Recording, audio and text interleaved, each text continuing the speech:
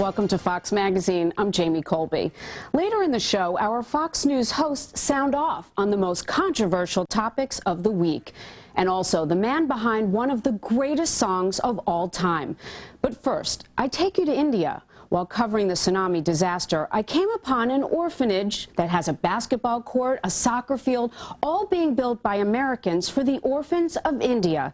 It's a story of love, hard work, and in the end, a man who would not settle for anything less than complete success. It's a story you won't soon forget. This is a story about kids. How are you? Helping kids, about those who have, specifically 30 Cincinnati high schoolers who have traveled a world away, to those who are less fortunate. What do you think the toughest part about being an orphan is? Wow.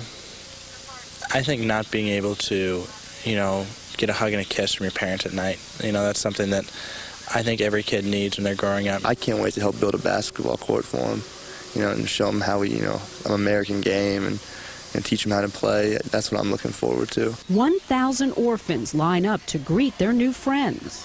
Known as Charity City, this orphanage is run by the Global Peace Initiative. Its founder, Dr.K. Paul. The property is a 325,000 square foot housing facility and education center in Hyderabad, India. Children with nowhere to go find a home here. Those high school students will not only build that basketball court, but spruce up a soccer field, and they've brought along their coach.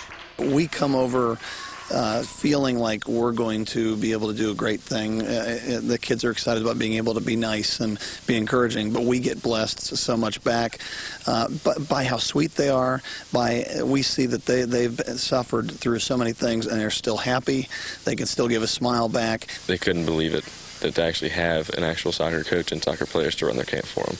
These young girls, orphans at an orphanage in central India, are looking past their own pain, opening their hearts and arms to take in up to 4,400 children orphaned in the tsunami.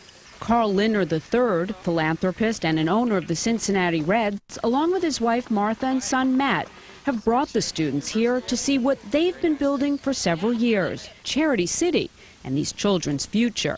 They've already built a school and dormitories, and now a better playground. We all felt that, my wife in particular said, we have to do something. And we had this wonderful plane headed towards India, so we decided to work with Dr. Paul and Global Peace Initiative and feed the children to fill this plane with medical supplies and other supplies. And we're here outside of this great orphanage. Lindner has also stocked this plane with 60,000 pounds of food, water, and antibiotics for tsunami victims in India and Sri Lanka, bringing along doctors and members of Knightsbridge International to help distribute the supplies to those who need it most. We hit the target on all 9. I mean, I don't think we could have done it any better. All the things that could have gone wrong kind of started to go wrong and corrected themselves. It was a self-correcting mission. We had good people with us, Global Peace Initiative, Knightsbridge International working well together, and it worked out very well. I think the people here in Sri Lanka need to feel that the world is behind them, that we support the recovery efforts. We need to help begin rebuilding the lives one step at a time, and reaching both the physicians and the people who've been affected by this is important. And what do you think you accomplished today? We made personal contact with the doctors here, not only the head of the medical clinic, but those who provide health care, to go over the kinds of medications they use so we can understand what is needed at the end point. What can we do to help change the way that the health care is being delivered here in terms of raising the ability to heal people from the damages, not only some of the patients we saw who are suffering from aspiration pneumonia, who breathed in the salt water and the debris into their lungs and now are infected. These people who survived this tragedy can now be supported by additional medical supplies. Those people who survived this tragedy can now step beyond this horrible, horrible occasion and begin rebuilding their lives. The students have quickly learned this mission will happen the old-fashioned way, one bucket of cement at a time.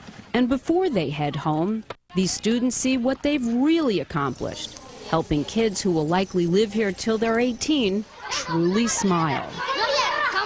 It's a week none of these children, including those teens from America and the children here, will forget. The fields are great, having the goals are wonderful, but the biggest thing is the interaction with the kids, actually telling kids who have been told by the world or been told by their situations that they may not be worthwhile.